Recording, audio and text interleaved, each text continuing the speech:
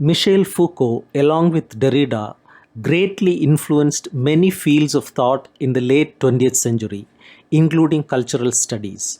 Born in France, Foucault initially critiqued medical institutions in his early works like Madness and Civilization and the Birth of the Clinic. His main focus was on how modern society shapes and controls individuals through institutions like hospitals, prisons, and education, as well as through knowledge itself.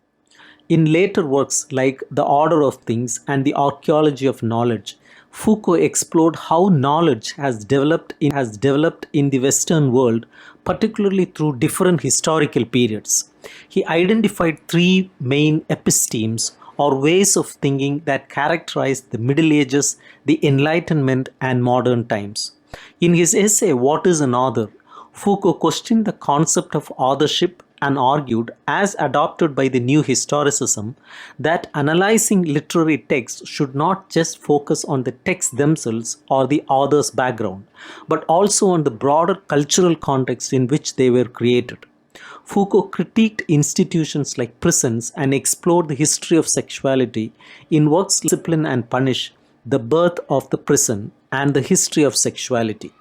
In the first part of The History of Sexuality, titled We Other Victorians, Foucault examines the idea of sexual repression. The conventional view suggests that in the 17th century, people were more open about sex, but this openness was replaced by repression during the Victorian era.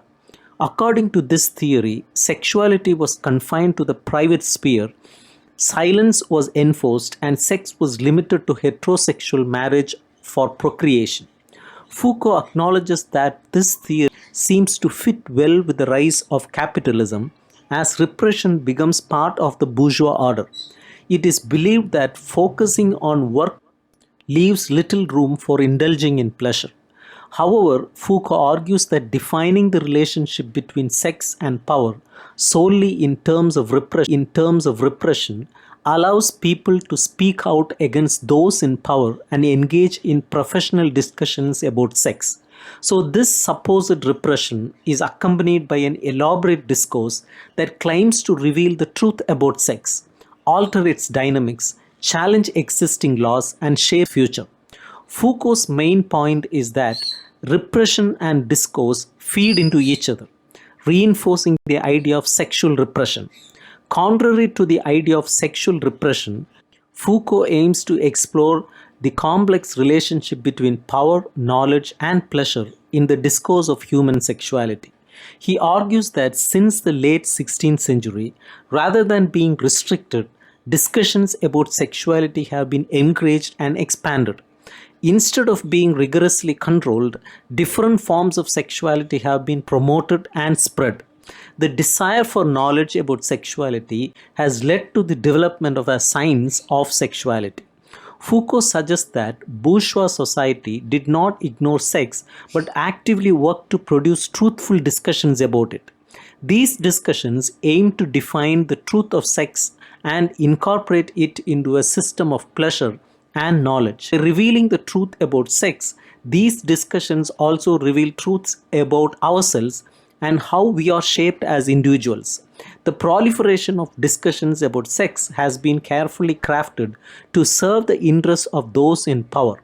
Over time, the focus on sex has become a central aspect of ourselves, with sex being viewed as a rational part of life rather than something irrational or taboo. It is seen as the key to understanding psychology, reproduction, and the mechanisms of life itself. Foucault explains his view of power, which is different from the traditional understanding. He rejects the idea that power is purely about laws and rules that restrict people, as seen in monarchies. Instead, he argues that modern power operates through techniques of control and normalization rather than straightforward repression. Power often hides its true nature to be more effective. Power is not just about institutions that make citizens obey the state. It is not a simple dominance of one group over another or a system of control from a central authority. Power is not something that is acquired or shared, and it does not rely on a clear distinction between rulers and the ruled. Instead, power is complex and operates through various subtle mechanisms and relationships. According to Foucault, power is a complex network of relationships and forces that exist within society. It is not something centralized or controlled by a single authority, but is found everywhere and emerges from various interactions and movements within society. Power is not just about dominance or control, it also involves strategies and tactics through which these force relations operate. Foucault emphasizes that power is both intentional and non subjective, meaning it does not always stem from individual decisions but is still purposeful. While there is always resistance to power, it is not outside of power itself. Resistance exists within the same network of power relations. Foucault rejects the idea of a single source of rebellion and instead sees multiple forms of resistance. Revolution becomes possible through the strategic organization of these points